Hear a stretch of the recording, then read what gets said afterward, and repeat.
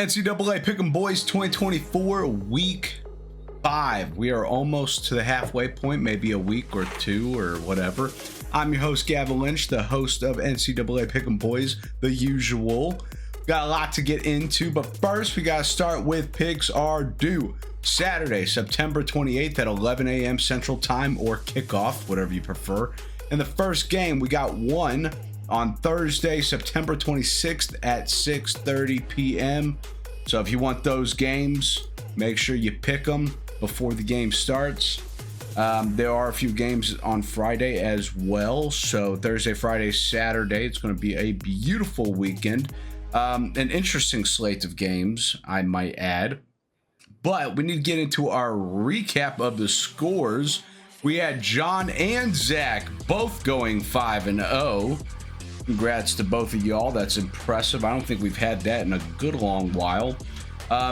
Two people going 4-1 and a lot of people going 3-2. But a majority of the people went negative this week.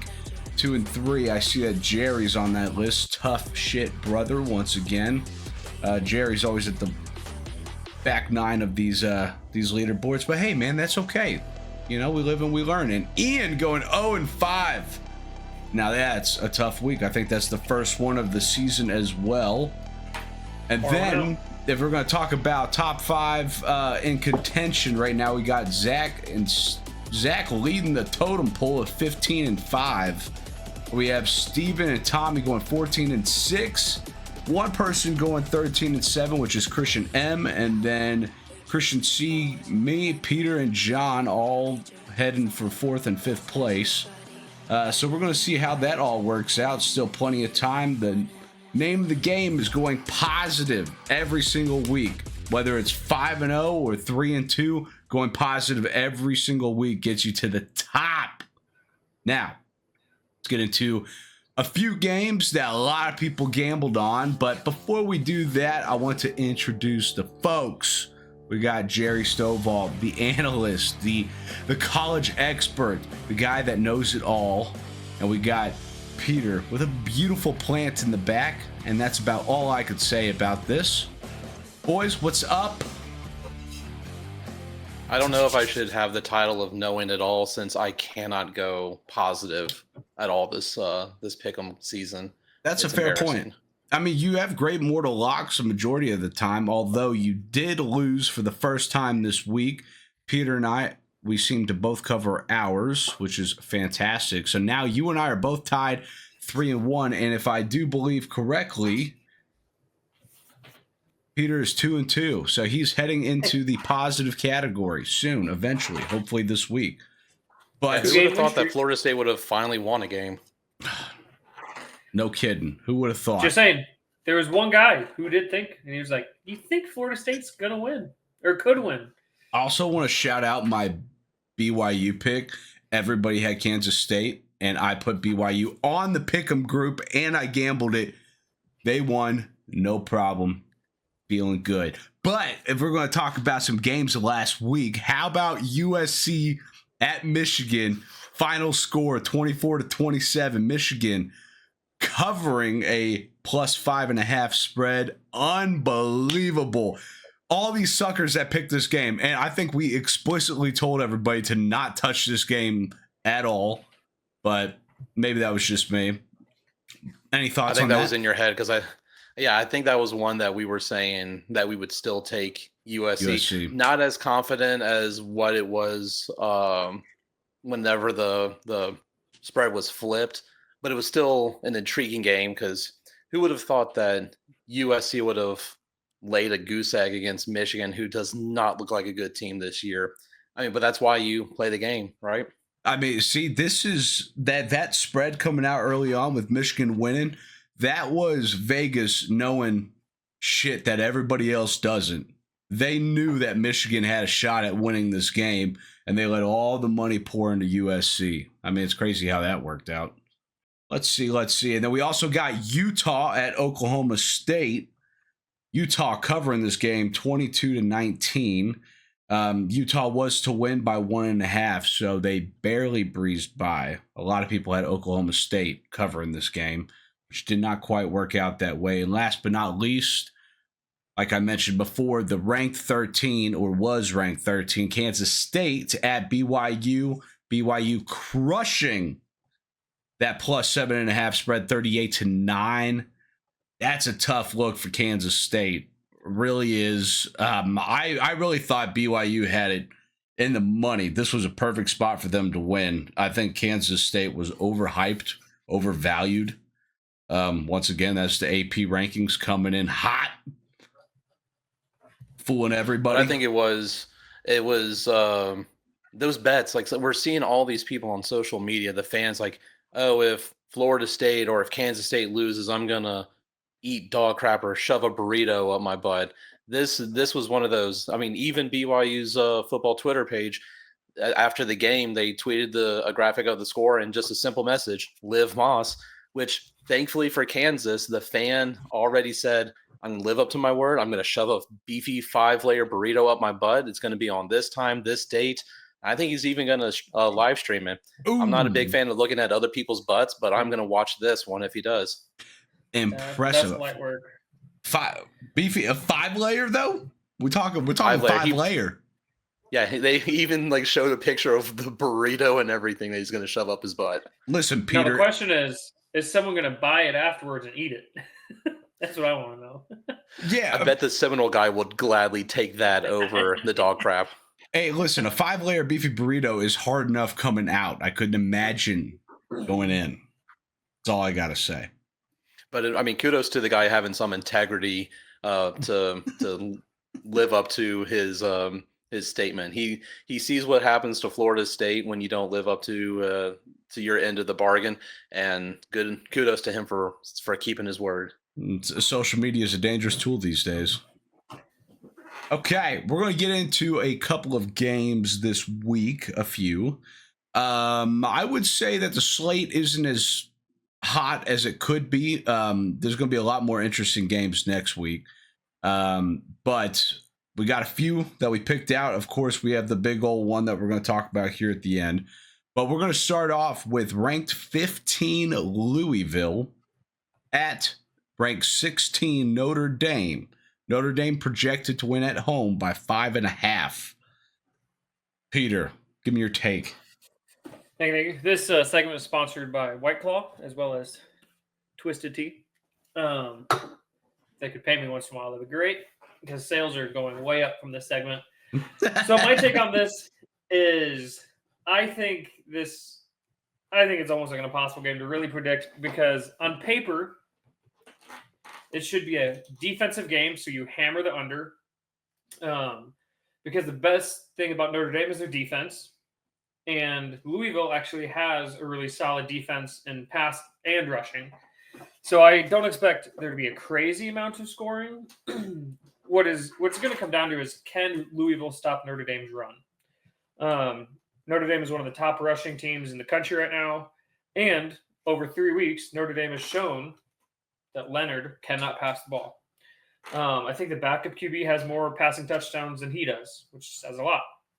So my pick, I still go with Notre Dame, just because I think they have to win out to have a chance to be the 12th seed. Not to be in the top 6, to be a 12th seed, they have to win out. So I think they're in win or go home. If they lose this game, I think you see Notre Dame completely collapse. So I think Notre Dame is at this really in between. Also, just looking back at Louisville's games, they haven't really played a solid team yet. Georgia Tech is like a decent team, and they won 31-19. Overrated. But they haven't played, they haven't played what I would say is one of the top teams, which even though Notre Dame as a complete team, I wouldn't say they're one of the top teams. I do think they have a top-tier defense, because they haven't let up more than, I think it's, where I had the stat here a second ago. I think they haven't given up more than like 15 points or something in a game. Like, it's something crazy like that. So you got Notre Dame, 5.5. Yep. Yeah. So Notre Dame. Yeah. Sorry. The Notre Dame defense has only allowed 9.8 points per game through 4 weeks. So hammer the under. Go with Notre Dame. Jerry, give it to me. I like that pick. Notre Dame's defense does match up fairly well against Louisville's offense. And I mean, Peter's not wrong. Notre Dame's rushing offense ranks 18th in the country amongst FBS programs at the moment with 6.7 yards per carry and roughly 238 yards per game, which is insane to think that they have over 200 rushing yards per game. And the matchup between Notre Dame's offense versus Louisville's defense, Louisville has them in the passing categories. It does lean in their favor, but Peter's right. They really haven't played anyone that I'm too worried about. I mean, Austin Peay was their first opponent, and they were littered with controversy. And I think half of their football coaches had to resign because of the controversy. And follow up with Jacksonville State and as well as Georgia Tech, which Georgia Tech was a surprise at the beginning of the season, but not a fantastic opponent. The only thing that concerns me is the fact that against the spread, Louisville is 3-0 and Notre Dame's 2-2. But even with that kind of mention, I still like Notre Dame at home with the players thinking we have to win out in order to get to the college football playoff. That's an X factor that I don't think you can really put on paper. Now, I'm going to have to go against the grain on this one. Personally, so I'm not going to claim that Notre Dame's going to win this game or lose this game, but I think it's going to be within 3 points, within field goal, type of points, where it could go either way. Either Louisville wins by 3 or Notre Dame wins by 3. Either way, I think Louisville's going to cover this game. My reason being is when teams cover, for one, when they're on track of covering, they always put up a fight. That's what covering teams means. So when it's time to put up a fight, they always do. They might not win the game, but they always love to put up a fight. And Louisville being one of probably 15 teams that are covering 3-0 right now. I love Louisville in this spot. I feel like a lot of people could agree with me with what I'm about to say, and it's that Notre Dame still can't be trusted. There's faith, but there's not a lot of trust. There's a lot of Notre Dame believers, but with how wishy-washy the last 4 weeks have been, which have been like one of the most absurd discrepancies in a team that I've seen ever, is coming from Notre Dame right now. Where, they're keeping everything tight and then they play against a loser school and then they get blown out. Not blown out, but you know what I mean. So in this situation, I think, can't tell you who's going to win, but I think it's going to be within field goal range.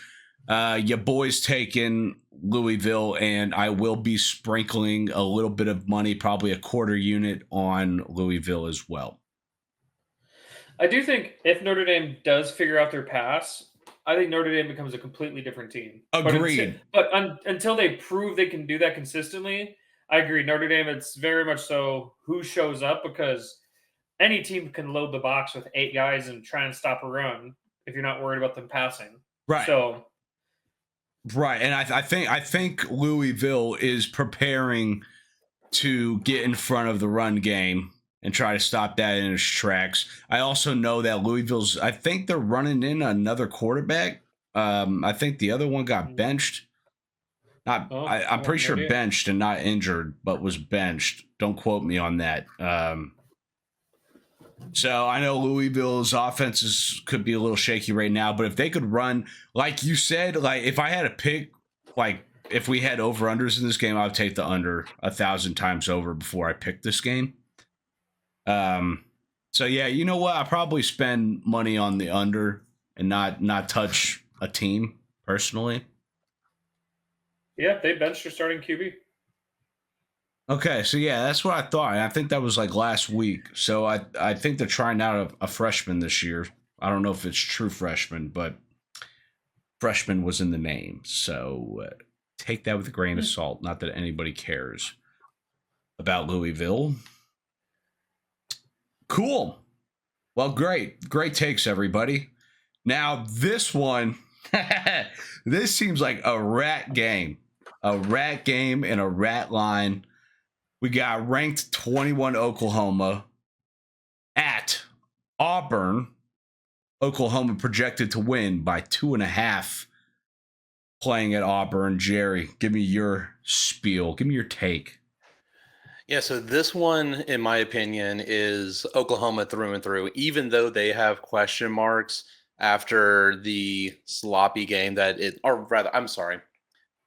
after the questionable playing that they had against Tennessee last week. There is some question like, is Tennessee really that good, or is Oklahoma just struggling that much? And I think Oklahoma just went against a very, very, very good team in Tennessee. So I think they're better than what they showed on the field. Plus, on the other side, Auburn and Arkansas last week was almost like a Three Stooges skit. I don't think you could have asked for just a better crap game than what you saw on the field with those two teams. And for the line to be as small as it is, it's shocking. Like, I feel like Oklahoma should be favored by 7.5 points, regardless of who their quarterback is, which, similar to Peter's pick, I think Oklahoma is going with the second string this game rather than the first string because of the lack of offensive production. But as I was doing some research, what's interesting about this is I thought Auburn's offense versus Oklahoma's defense was going to be the big discrepancy. Like, it should come as no surprise. Oklahoma's total defense is ranked 28th in the nation. But, gentlemen, do you know what Auburn's total offense is ranked? And I'll give you a hint. It is going to surprise you. I would actually say in the 30s. I would go top 50. So I would say 40 to 50. So Gavin is closest. They are 27th in total offense, which is shocking. I don't see how that's even possible. Like, they don't have a quarterback. The quarterback is so blind that he's throwing it more to the defenders than he is to his receivers. This should be just all in Oklahoma's favor. So I'm choosing Oklahoma on the road to not only cover but win. That's exactly why I'm taking Auburn, is because there's like we said about this, or like I said about this USC Michigan game way before we did our USC picks. It was that Vegas obviously knew something that we didn't, and I think this is very much a situation where Vegas knows something that I don't. Because if I had to come up with a spread on this game, it's like 10.5, 13.5. You know, like a 2-score type game, 2 touchdowns, a touchdown and a field goal or something like that. With Auburn being at home, that's also a nice little perk. I know they're both coming off of losses, so I think they're both trying to fight back for some to save face a little bit. I personally love Auburn in this spot. I think that they're neglected a little bit more than what people should give them credit for, because, yeah, sure, they're I think 2-2 right now, and Oklahoma is what, 3-1? Yeah, 3-1. No, they're well, overall record wise, yes, but yeah, against the spread, they're both 2-2. Like, this. As far as betting is concerned, these are probably two nearly identical teams that would be extremely difficult to bet. This year alone, they're 50% in against the spread. The over-under, they're right at 50%. Great. And their win-loss is roughly 50%. Now, the big question for you, Gavin, to try to change your mind a bit, I mean, Auburn hosted Arkansas last week, as you know, and they did not cover the spread. The spread was 2.5 according to covers, just like it is for this game. Are you saying that Arkansas on paper is better than Oklahoma?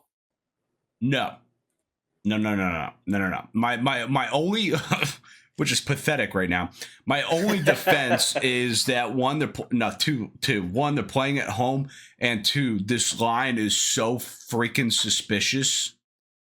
I mean, to have Auburn win outright is plus 110, which for those that don't know odds out there, that pays, if you put $1 on the table, it pays profit $1.10. And that's close, so close to a pick'em type game where no one of us three anyways could explain why the spread's 2.5. And that makes me so worried, which is exactly why I'm taking Auburn to cover 2.5. I'm sure they could win with lines like this apparently to Vegas, but yeah, your boys taking Auburn, going against the grain today, I guess. It's also probably interesting to note this is Oklahoma's first road game since November 18th of 2023. That was actually something I meant to bring up too. That's 100% right. So, and they're going to Auburn. Auburn's tough enough to play at. I'm not going to say they're top 5, toughest stadiums to play at, but they're up there for sure. I'll give it to them. The problem is that they're in the SEC and they have fair weather fans like you see in almost every other stadium. When Auburn is good, the fans are there and the stadium is rocking. But when Auburn is bad, I mean, you're lucky if they get Vanderbilt kind of numbers. Peter, what are your thoughts? Yeah, I think one reason why the spread is so close is I think Tennessee revealed a real big weakness on Oklahoma, and that is spreading them out on defense. It's what they did to them the whole game, and Oklahoma struggled to stop it consistently. So I think that's why it's so close, because we've seen what a team can do when they exploit Oklahoma's weakness, but now it's, can Oklahoma adjust, or can Auburn again take advantage of that? I think this is a tough game because I don't think Auburn is that great. Like, I think their offensive numbers are a little skewed because they started the season off winning 73-3 against a team I've never heard of. But whenever they've played a halfway decent team, they haven't gotten over 14 points. So it makes me want to lean that Oklahoma's going to cover, because I would say Oklahoma is better than Arkansas and Cal. And both those teams pretty easily beat Auburn. So I would go with Oklahoma, rebounding from Tennessee and still trying to prove that they belong to the SEC and also belong to still be in the top 12. So I'm looking for a rebound game from Oklahoma. Whew. Yeah, man, we're gonna see. I'd love to see if any of my picks are right so far, because I'm going so far against the grain, it's not even funny. We should start keeping track of who's right on different things here. Yeah, I know. I need to have a separate stat for that, just to see who's right and records wise. We'll have to plan for that later in the future. I will say, side note real quick, I don't know why the hell Tennessee is only 5. In my opinion, they should be 3 or 4. I think they've proven way more than Ohio State and Bama both have. But anyway, that's just me. Interesting take. As I'm looking at it right now, I'm surprised Missouri's 11 too, by the way. Yeah, I still really don't get some of these rankings. I get where Ole Miss is, Miami is, but Oregon, Penn State, Utah, Missouri, Michigan. So for sure, Georgia doesn't deserve the second spot. That's for sure. Yeah, I think they're still riding on coattails from last year. Yeah. If you always do win the year before, they always slowly will bring you down unless you have a big upset. So as long as they win, I don't think we'll see them drop out of the top 3. I do like everybody that's in the top 25 right now. I can't be too upset by. The 20 to 25 could be debated, but as far as everybody else being in the top 25, it's reasonable. I would change the rankings completely in the order wise, but as far as everybody being ranked, I'm not too disappointed by it. LSU hanging in there at 14 somehow on God Green Earth. I'm actually surprised they're 14, just because like you still have a couple undefeated teams. Like now, I'll take BYU, Illinois, Iowa State. I would think at this point they'd move undefeated teams, maybe not in front of LSU, but just higher up. Like I think that would shake it up a little bit, but it is still early in the season, and rankings still don't mean much. Like I think A&M ends between the 10 and 15 mark. No. I think Illinois drops off, Iowa State drops off. So it's like I kind of get why they have them where they're at, but Jerry, going to go on ludicrous mode with LSU? Oh, no. I mean, Peter's right. Rankings don't mean anything until after this week. You need to get about halfway through the season before they show anything. And it kind of is the story right now with these rankings. It's kind of you're only seeing maybe one or two jumps. It is shocking to see Missouri drop, even though it was a close game against Vanderbilt. I don't see Utah or Penn State or even Oregon in this situation being better than them. Texas A&M will be lucky if they're ranked by the end of the season. Agreed. And I mean LSU, it's tough. I think it should be like Southern Cal, LSU, then Michigan as far as the one-loss teams being ranked behind the undefeateds like that. But I mean, there's a reason why I'm not in the AP poll selecting the teams. But yeah, give me. I mean, I like Texas at 1. Tennessee should definitely be up in the top 3. Ohio State, yeah, sure. And another team that should be ranked higher than they are is Miami. I don't see why they're only 7th. They should be higher.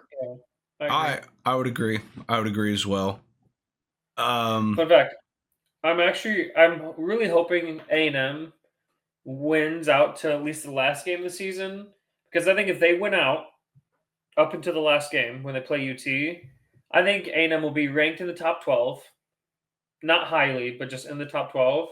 I just think that would make the UT A&M game like even more just like insane to go to. So I'm really hoping that it gets up there. I don't disagree, but next week we have to play Missouri, and based on like our performance with Bowling Green and us not really it's way tighter than it needed to be, which I predicted.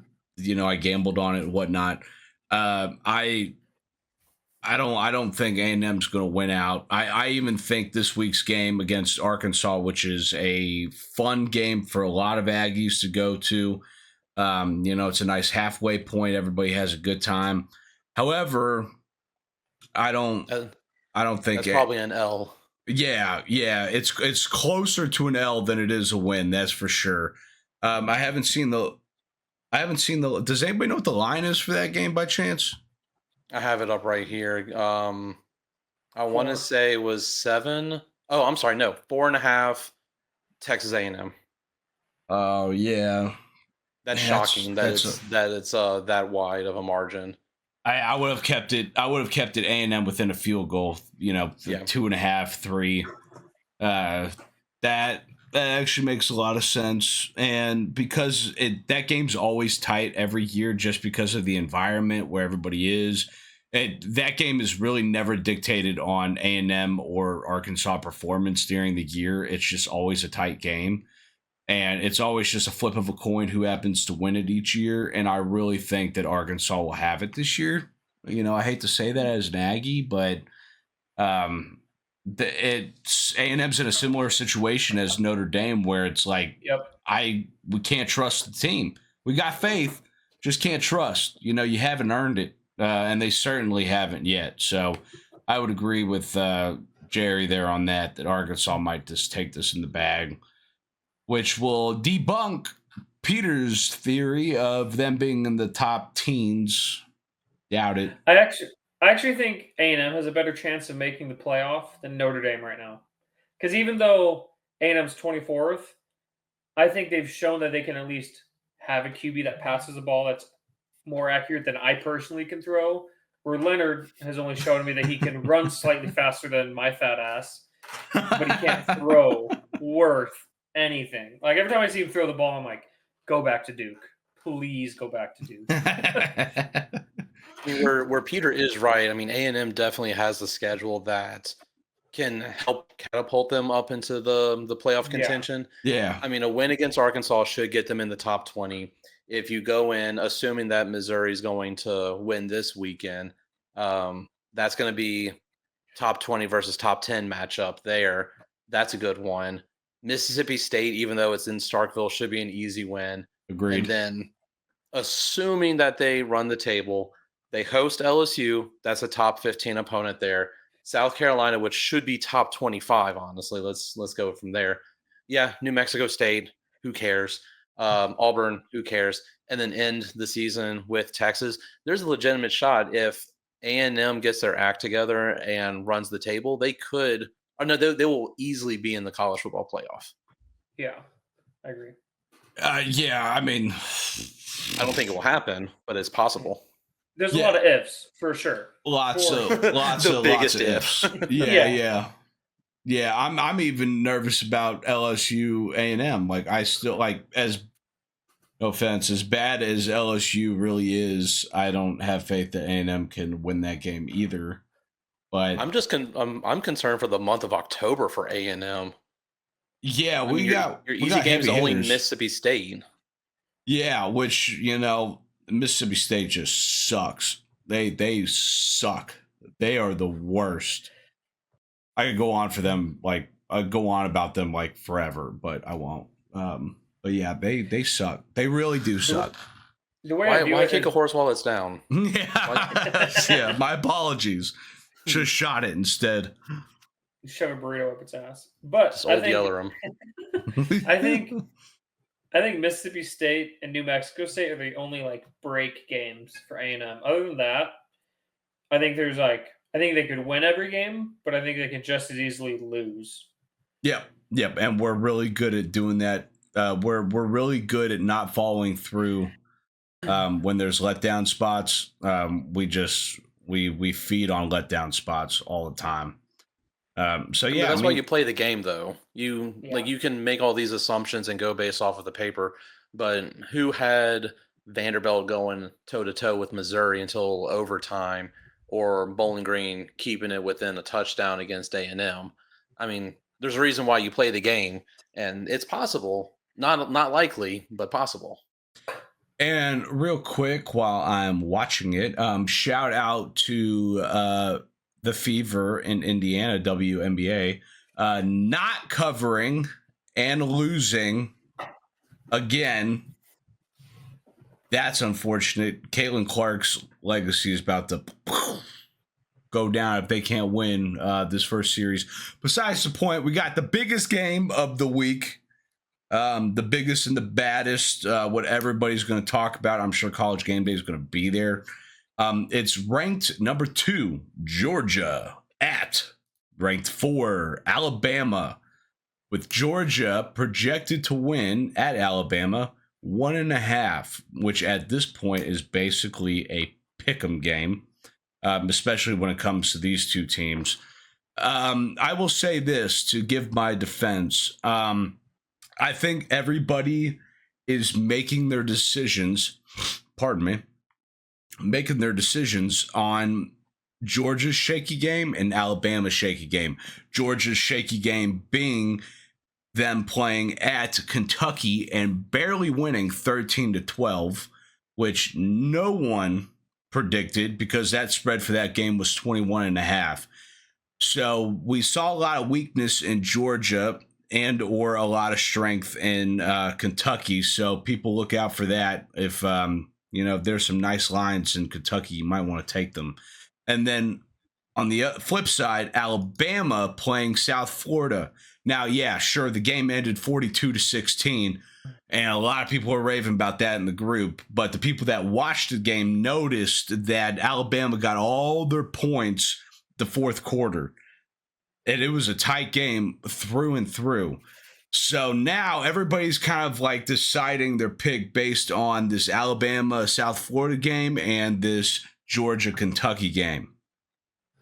With that being said, because, and I'm kind of a similar situation as this Auburn game with Oklahoma, because Alabama's playing at home and they got a lot more energy when they're playing at home, I really have to give this game to Alabama. I do not think that Georgia, based on their performance against Kentucky, I don't think that they can cover this game. I think Alabama is going to win this game outright.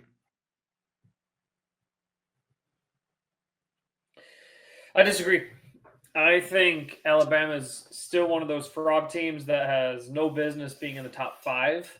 And I think they've been really lucky with their schedule so far. Like when I look at their schedule, they played a Wisconsin team that had their QB injured really quickly, and they weren't looking great until he got injured.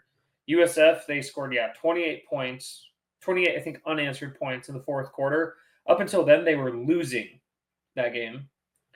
And then WKU, whoever the hell that is, don't know. So I don't see them as a legitimate team yet. I think the only reason why they're number 4 is because Nick Saban was there for the last 15 years, whatever it was.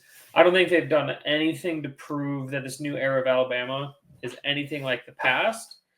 And I think even though Georgia looked shaky versus Kentucky, and I would argue Clemson as well, that they didn't look too hot. And sure, the score was 34-3, but everybody that took Georgia, because a lot of people took Georgia that first week in our pick'em group, it was dicey the first half. It was real dicey, where when Georgia gets a little bit of press, things get shaky, and Alabama is the right amount of pressure, the right amount of competition to where I think Alabama wins this spot. Continue, you were saying? I'm sorry. But that you're going off the assumption that Alabama responds like they did with Saban, and we don't know that yet. And the thing is, granted, Clemson's 14, USF is unranked. So at least Clemson's a halfway decent team. And then Georgia likes to respond. They responded with a 48-3 win against Tennessee Tech. Sure, they won 13-12 versus Kentucky. So I think they're going to come back and look to try and blow Alabama out of the water. And I think show Alabama for what they really are. And it's just a program that's going to start falling down and probably turn into just another run-of-the-mill SEC team.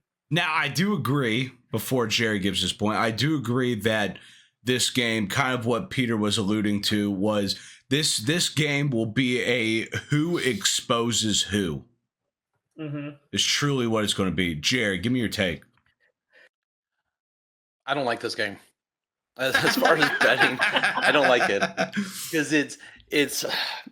I mean, there's parts that both of y'all said that are absolutely right.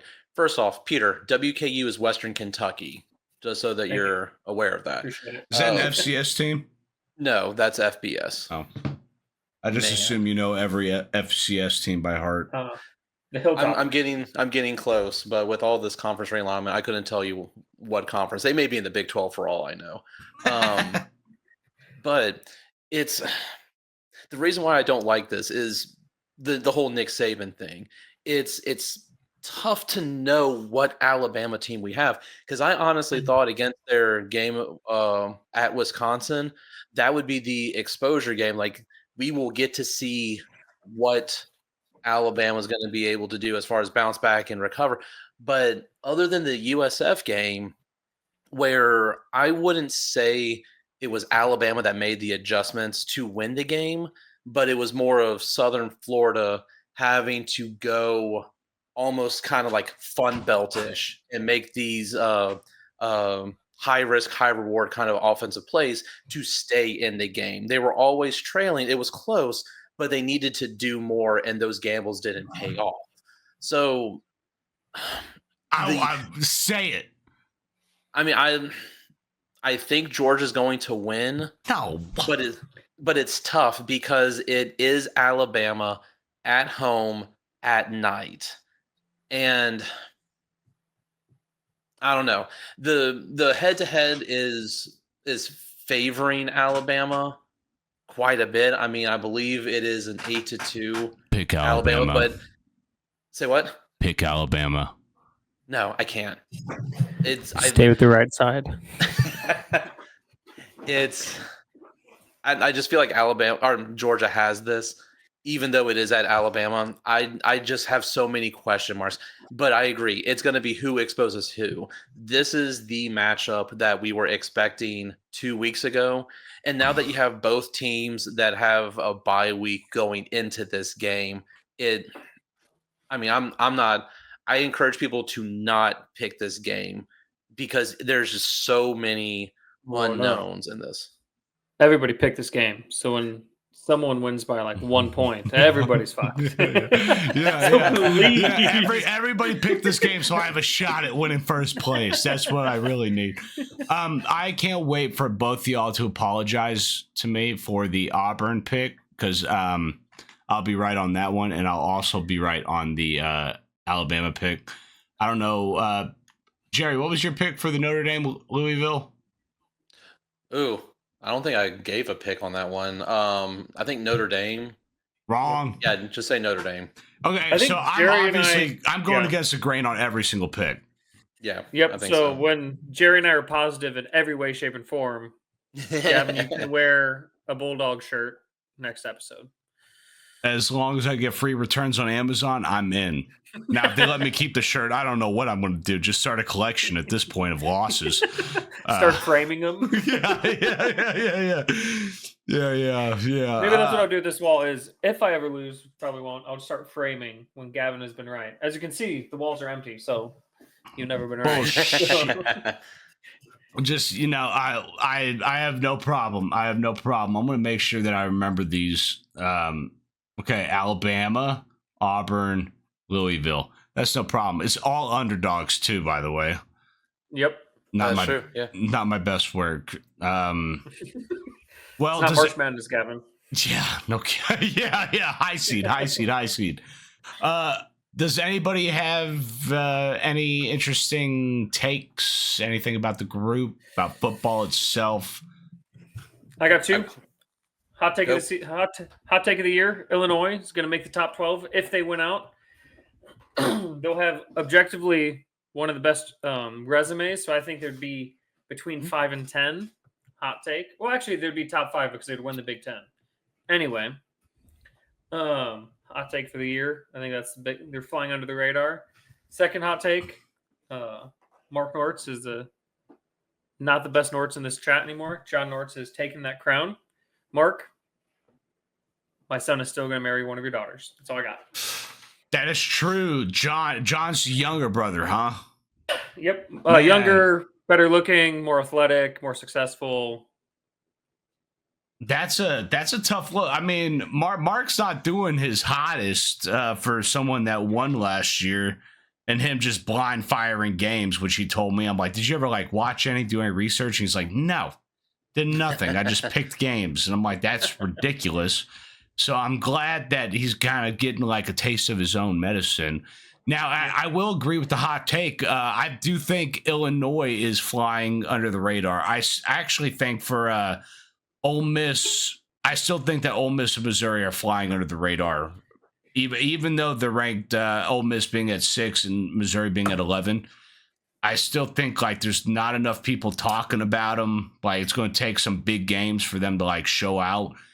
But I really think that Ole Miss and Missouri could be some really, really fun and tight competitors in the playoffs.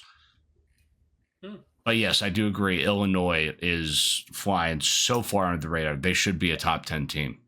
It's I hate Illinois, but I think they're flying under the radar. Agreed. I'll give you that for sure. So for me, you may want to keep an eye out for the Colorado versus UCF game. A lot of the state of Florida is evacuating because of the tropical storm. And according to the weather.com website, it's going to be a wet day for that game. So that could be a sloppy mess for Colorado, seeing that it appears that they can only win on the pass and not the run. So that will be interesting to see how that goes, as well as the NIL controversy that started at UNLV and is now trickling into USC. with UNLV's starting quarterback and running back now sitting out, and you have USC's defensive lineman now is saying that he will redshirt as well. His name is Bear Alexander. Not sure what position he plays, but he's number 90 according to this Twitter post. What a great first name. Yeah, seriously. How's it spelled? Like bear? Yeah, like the animal. You sounded so gay there. Bear. I also love how I said bear as if like that clarified what bear I was talking about. I was hoping you'd be like rawr kind of bear, like rawr bear, like rawr. Right. That game has to get canceled or delayed or something. Well, it's like a category 4 hurricane, so you'd think. I think it's a tropical storm right now. It's not that serious.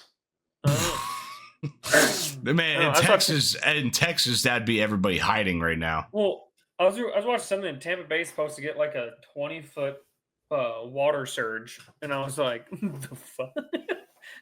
No, thank you. Feet. Yeah. Now, if it's hail damage, your boy's going to be on Copart looking for the next car. There is a Escalade luxury addiction.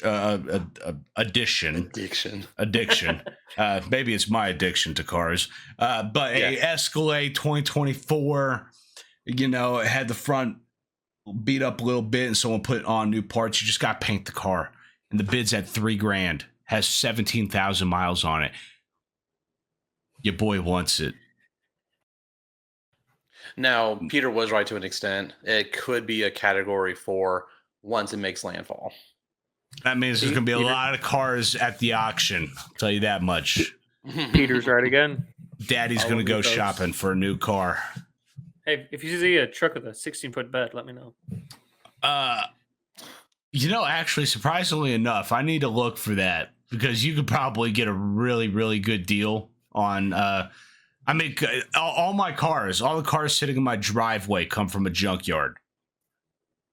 Now you let me know. I'll fix up whatever car if you find it. Yeah, and if Christian watches this video, Christian Krenwelge to be specific, he bought himself a nice Grand Cherokee 2024, real nice car. Yay? But there's one on Copart that the bid is at $3,000 and has 10,000 miles on it, and your boy's going to auction on that car. I will place a bet. And I'd love to get that car, 70% cheaper than him. And that would make me really hard as a human, as an individual myself that loves free expression. Choke the chicken. Choke the chicken.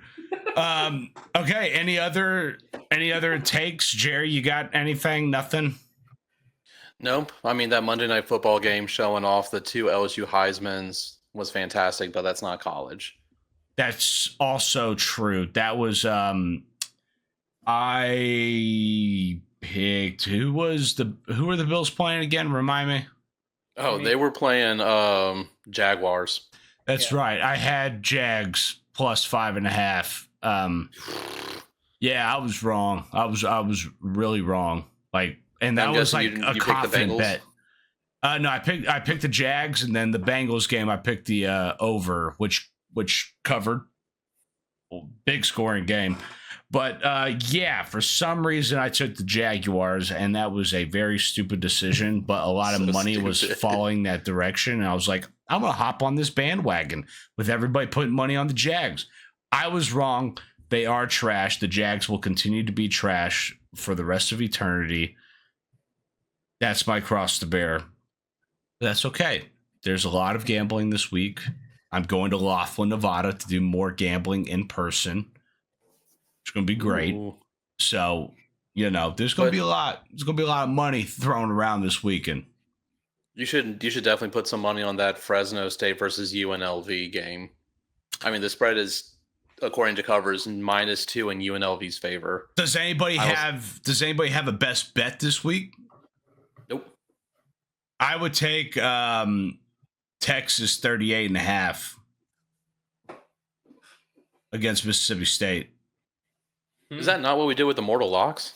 Well, no, I would never have picked the Georgia-Alabama game, but this is a game we got to talk about. So I'm throwing my sword on the line. I guess we're doing a betting Mortal Lock. Give me Fresno. Fresno would be your best pick. If you're going to give everybody advice, like, hey, if you got to pick a game, this would be the game. Mine would be Texas. I mean, seeing your star quarterback and your starting running back are both redshirting in the middle of the week, mind you, there's no way that UNLV gets their backup prepared with first team reps. That's fair. That's very fair. Peter, any best bets so far? Yep, I'm just pulling it up here real quick because I closed down my thing real quick. Yeah, you just thought we were done, huh? I did. I was sitting back, leaning. I was ready to go watch some Survivor tonight. Shout out. I'm going to apply to that show. If I get on, I'm going to call all you motherfuckers out. I don't even know what their odds are, but Hammer NDSU. They're going to beat Illinois State because Illinois State sucks. Go Bison. So, fun fact. It's not Bison. It's Bison. Trust me. I argued with enough of those. I argued with enough of those stupid idiots, but it's Bison. I married one of them. So, go Bison. I want to go to the Fargo Dome so badly. That's on my bucket list. My father-in-law built it. Fun fact. That's legit. Well, let's all go out there and gamble a little bit. That's all I want to do. Hey, business trip, write it off, work expense. We could write it off. If I go visit a yard or two, yeah, we could write it off. And $2 minimums, throw a 20 on the table, and you're set for like the rest of the evening instead of $400. I'd be in. Free housing. They have great beer. It's a good time. Fantastic. Sign me up. Yeah, I know. We might have to have our first NCAA Pick'em Boys Ryder Cup up there or something like that. Let's go. I would be so down. Yeah, soft pitch. Actually, soft pitch for anybody in our group that's interested in a little Riders Cup. You know, for the boys to have an excuse to go on a little trip. You know, bring the wives if you got to. But I mean, Opportunity Central's there. But what we should do, I'm looking up the schedule for it because I know it's going to be a hot ticket for it.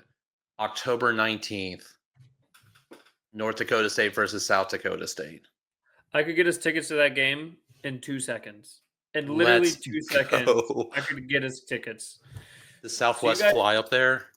No, they don't. No. Dang it. I know. They fly to the Twin Cities and you have to drive 4 hours, or you go Delta, Delta, or any of the other ones. Yeah, I think I took Delta to get to your wedding, but I mean, for sure, like if anybody's interested in the Riders Cup, if we could get like 16 people, you know, I'll plan something great. We could go out and have a good time and like make a yearly routine of it. That way, it gives us all an excuse to get out. I would love that. That'd be a dream come true.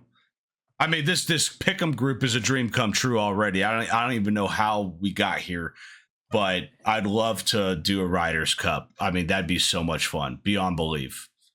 Y'all, tickets round trip from Houston to Fargo is only $364. What are we doing for October 19th?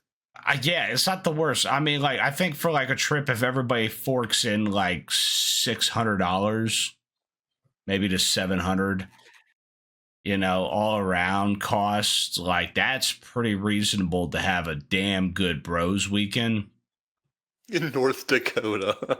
I would say, fun fact, I'll be there not this weekend, but next. it could be anywhere for all I care. That's true. As long as we could get like 16 boys together to do a little Riders Cup or, you know, whatever, man, scramble match. I don't care what it is. I mean, it'd be fun nonetheless. So everybody that's interested, keep that on the forefront of your mind because I'd love to do that one day. So holler at your boy if you're interested. I'll tally up the names. We come up with something. Trust me.